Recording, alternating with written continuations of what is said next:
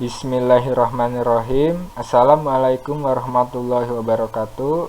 Perkenalkan, kami dari kelompok 9 yang beranggotakan saya Aditya Rizkyawan Nugraha, Doni Rizky Setiawan, dan Fauzan Fasihul Lisan. Di sini kami akan menerangkan tentang ikhtilafiyah dalam Islam. Pengertian khilafiyah. Ikhtilafiyah dalam bahasa sering diartikan dengan perbedaan pendapat, pandangan, atau sikap. Masalah khilafiyah adalah masalah yang hukumnya ada yang setuju dan tidak atau kurang oleh para ulama. Khilafiyah ini sering menjadi perbincangan atau perdebatan. Khilafiyah atau ikhtilaf perbedaan pendapat dalam perkara apa saja, termasuk dalam masalah-masalah pandangan agama adalah sangat wajar. Sesuatu yang mustahil dan akan menjadi suatu keajaiban apabila seluruh umat Islam di dunia ini dapat dipersatukan dalam satu pendapat, pandangan, mazhab, dan sikap dalam menghadapi suatu masalah.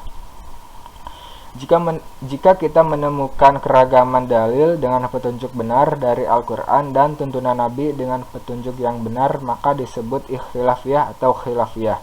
Hikmah dari ikhtilafiyah ini melahirkan sifat bijak kepada seseorang. Lawan ikhtilafiyah ini yaitu khilaf, yang artinya perbedaan yang cenderung melahirkan kesan negatif. Selanjutnya ada mazhab pemikiran Islam.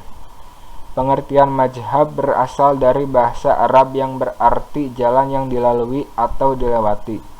Ulama Islam berpendapat mazhab sebagai metode yang dipakai setelah melalui pemikiran dan penelitian.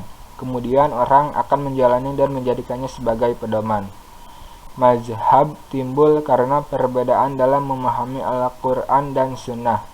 Menurut Profesor Said Aqil Husain Al-Munawar dalam Ensiklopedia Tematis Dunia Islam, mazhab berarti aliran pemikiran tentang hukum yang penempatannya merujuk kepada sumber utama ajaran Islam, yakni Al-Quran dan Sunnah.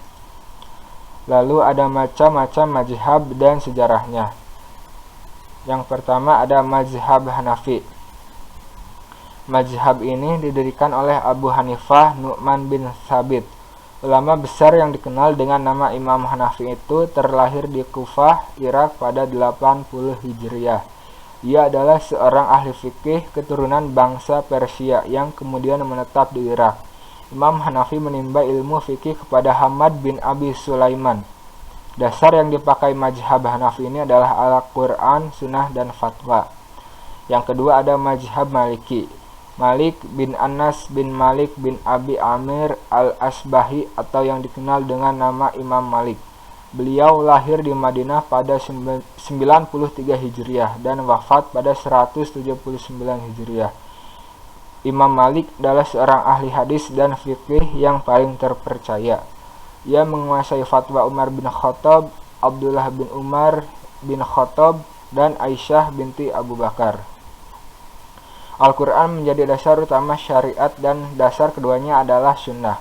Sunnah yang diambil oleh Imam Malik untuk mazhabnya ada sunnah mutawatir, yaitu yang diriwayatkan oleh suatu golongan kepada orang banyak yang diyakini dan tidak akan membuat kesepakatan bohong atau dusta. Yang ketiga ada mazhab Syafi'i. Mazhab ini dinamakan sesuai dengan pendirinya, Imam Syafi'i. Nama lengkapnya adalah Abu Abdullah Muhammad bin Idris Asy-Syafi'i. Mazhab ini muncul pada pertengahan abad kedua Hijriah.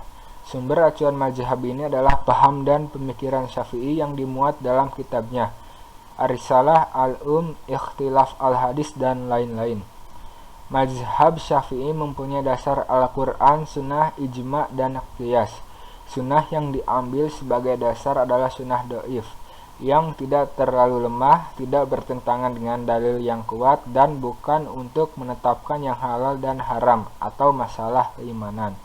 Dalam mazhab ini, hadis mempunyai kedudukan yang tinggi, bahkan disebut-sebut posisinya setara dengan Al-Quran. Menurut Imam Syafi'i, hadis memiliki kaitan yang erat dengan Al-Quran. Ia juga berpendapat Rasulullah menetapkan setiap hukum yang pada hakikatnya merupakan hasil pemahaman yang beliau dapat dari Al-Quran. Di kalangan penganut mazhab Syafi'i dikenal metode maslahat, yaitu metode penerapan hukum yang berdasarkan kepentingan umum. Lalu yang keempat, ada mazhab Hanbali.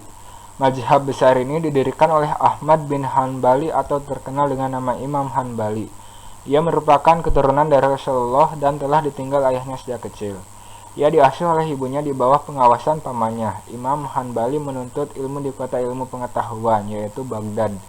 Di sana beliau belajar tentang keislaman seperti hafalan Al-Quran, hadis, dan sejarah Rasulullah. Sunnah dan hadis yang dikumpulkan Imam Hanbali ini berasal dari hadis Nabi Muhammad serta fatwa sahabat.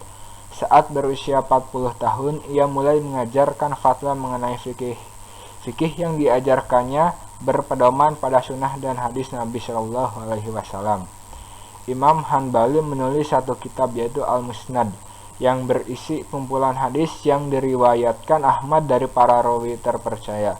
Menurut Ibnu Qayyim, apabila ada sahabat yang berbeda pendapat, ia akan mengambil kesimpulan yang mendekati Al-Quran dan hadis. Ia juga mengambil hadis mursal dan dhaif. Latar belakang khilafiyah. Persatuan dalam konsep Islam merupakan prinsip dalam membina dan mempertahankan ajaran Islam. Beberapa ayat Al-Quran menyebutkan pentingnya persatuan ini dalam berbagai keterkaitan masalah. Perbedaan-perbedaan pendapat selagi berdasarkan Al-Quran dan As-Sunnah tidaklah seharusnya meretakkan kesatuan dan persatuan umat Islam. Walaupun demikian, maka dengan keberagaman sifat, kemampuan, dan karakter yang dimiliki manusia tidak mustahil akan muncul perbedaan persepsi dalam menangkap dan memunculkan ide. Al-Quran sendiri telah memberikan sinyal terhadap kemungkinan terjadi khilafiyah berbeda pendapat seperti yang tertuang dalam surat An-Nisa ayat 59 yang artinya, kemudian jika kamu berlainan pendapat tentang sesuatu, maka kembalikanlah ia kepada Allah atau Al-Quran dan Rasul atau sunnahnya. Jika kamu benar-benar beriman kepada Allah dan hari kemudian, yang demikian itu lebih utama bagimu dan lebih baik akibatnya. Dalam praktek, tidak sedikit masalah-masalah yang dijadikan objek pendapat khilafiyah yang pada puncaknya tidak dikembalikan kepada kepentingan agama. Oleh karena itu, perlu dikaji lebih jauh tentang bagaimana memahami masalah-masalah yang mungkin akan muncul dikarenakan khilafiyah itu dan bagaimana sikap seorang muslim dalam menghadapi masalah-masalah tersebut. Menurut Anwar Sadat, faktor yang menyebabkan terjadinya khilafiyah dalam kalangan umat Islam itu ada 6. Yang pertama adalah ikhtilaf dalam qiraat. Sesungguhnya telah datang dari Rasulullah SAW qiraat mutawatir hanya saja sebab urutnya mengundang perbedaan pendapat ulama dalam mengistibatkan hukum. Sebagai contoh, ada ikhtilaf pada wudhu tentang mencuci atau membasuh kedua kaki. Allah Subhanahu wa taala berfirman, "Hai orang-orang yang beriman, apabila kamu hendak mengerjakan sholat, maka basuhlah mukamu dan tanganmu sampai dengan siku dan sapulah kepalamu dan kakimu sampai kedua mata kaki." Quran surah Al-Maidah. Dalam ayat ini terjadi perbedaan qiraat di kalangan ulama. Misalnya dari Nafi Ibnu Amir dan Al-Kisai membaca wa arjulakum, sedangkan Ibnu Katsir, Ibnu Amr, dan Hamzah membaca wa arjulikum. Olehnya itu perbedaan qiraat di sini merupakan salah satu sebab ikhtilaf. Jumhur ulama dalam hal ini cenderung dengan qiraat nasab, karena itu kita berkewajiban membasuh kedua kaki pada wudhu, tidak dengan menyapunya. Yang menjadi sebab perbedaan pendapat di antara mereka karena adanya dua bacaan yang dikenal oleh mereka mengenai ayat wudhu, yaitu wa arjulakum dan wa arjulikum. Yang kedua, ada ikhtilaf sahabat dalam memahami hadis, bahwa sesungguhnya sahabat Rasulullah SAW dalam periwayatan hadis tidaklah sama derajat dan daya nalar di antara mereka. Sebahagian di antara mereka menelaah dan meriwayatkan hadis maksimal 2 buah hadis. Hal ini karena Nabi SAW tidaklah selamanya sebagai periwayat hadis, kadang-kadang ia berperilaku sebagai pemberi fatwa, qadi, atau melakukan sesuatu yang hanya didengar atau dilihat oleh sahabat yang hadir di majelis Nabi. Lalu yang mendengar dan melihat langsung Nabi berbuat, menyampaikannya kepada yang lainnya, dan demikian seterusnya. Oleh karena itu, dapat dikatakan pengetahuan mereka terhadap hadis Nabi berbeda-beda. Misalnya, sahabat yang lebih sering berkumpul bersama dengan Nabi dapat dibayangkan akan lebih banyak penelaahan dan pengetahuan terhadap hadis. Yang ketiga adalah ikhtilaf dalam menetapkan dan menilai suatu hadis. Dimaksudkan di sini bahwa para sahabat tidaklah serta-merta mengamalkan suatu hadis tanpa mengetahui dan memahami lebih jauh kualitas hadis tersebut. Sebagai contoh, yaitu ketika Abu Bakar As-Siddiq dimintai tanggapannya oleh sahabat lain tentang pewarisan kakek perempuan, beliau tidak sesegera mungkin mengambil keputusan. Karena sebelum ia meyakini kualitas hadis yang dimaksud. Dalam kondisi tertentu, kadang-kadang suatu hadis tidak sampai kepada seseorang mujtahid, maka dia berfatwa sesuai dengan lahiriah ayat atau hadis lain, atau dengan cara kias pada masalah yang sudah pernah terdapat pada masa Rasulullah SAW. Terkadang pula dalam masalah yang sama suatu hadis yang sampai kepada mujtahid yang lain, kemudian dia berfatwa sesuai dengan hadis tersebut, maka akhirnya fatwa mereka berbeda.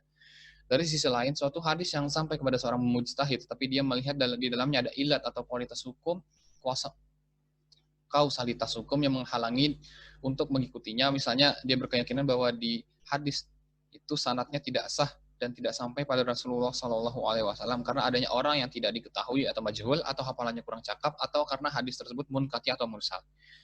Kemudian yang lainnya mengikuti hadis tersebut karena memilih jalur hadis yang sahih. Namun yang lain tidak mengamalkan karena adanya ilat yang telah disebutkan. Hal ini menyebabkan perbedaan pendapat. Ilat tersebut di atas menunjukkan kehati-hatian dan ketelitian para sahabat Nabi dalam mendeteksi kualitas suatu hadis. Yang keempat, adanya nash Al-Quran yang memiliki makna ganda atau mushtarak. Para ulama berbeda pendapat dalam memahami dan menelar suatu nas tentang maksud Tuhan dengan yang lafal mengandung beberapa makna. Ulama menyadari bahwa yang berhak membuat hukum hanyalah Allah Subhanahu wa taala sendiri.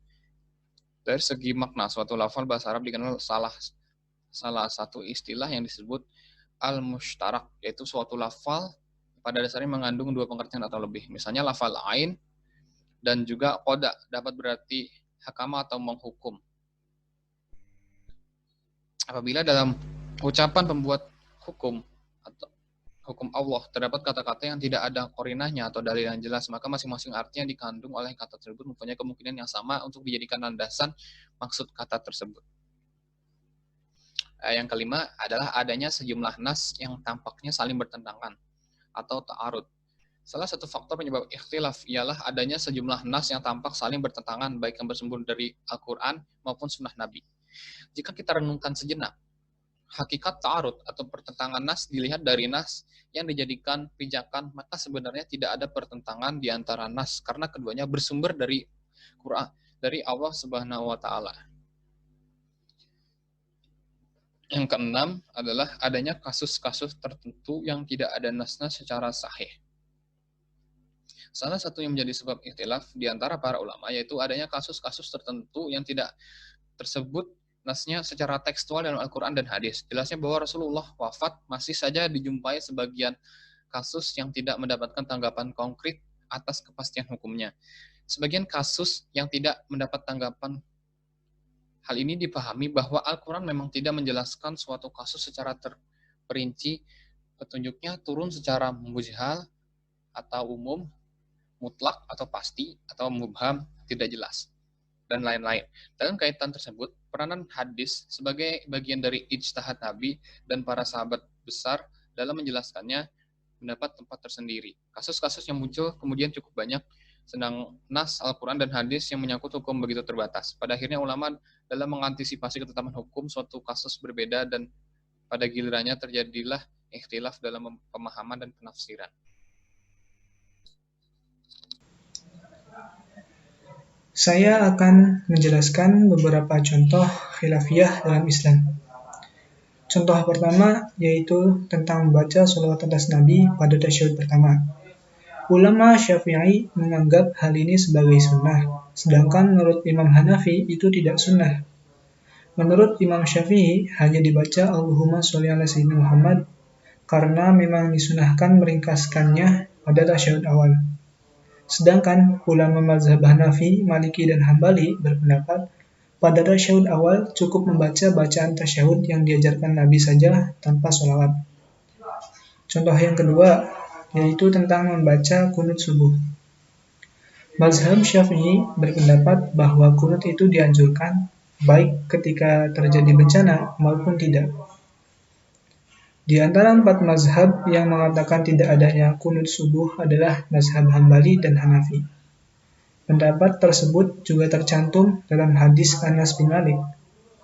Dari Anas bin Malik radhiyallahu anhu bahwasanya Rasulullah melakukan kunut selama 1 bulan mendoakan keburukan pada beberapa orang Arab, kemudian meninggalkannya. Hadis riwayat Bukhari dan Muslim. Pada mazhab Hanafi itu memang tidak ada kunut sama sekali. Namun pada mazhab Hambali itu ada kunut, tapi dilaksanakan ketika terjadi bencana saja. Menanggapi hal ini, kita harus menghormati perbedaan pendapat setiap mazhab. Seperti halnya Syekh Ash-Sudais, beliau mengimami di Mekah. Beliau tidak mengeraskan bacaan basmalah pada surat Al-Fatihah. Namun, ketika di Indonesia, beliau mengeraskan bacaan basmalah tersebut. Oleh karena itu, kita harus menghormati perbedaan pendapat setiap mazhab seperti yang dilakukan para ulama dan tidak menjadikannya sebuah pertengkaran. Sekian presentasi dari kelompok kami. Kurang lebihnya mohon maaf. Wassalamualaikum warahmatullahi wabarakatuh.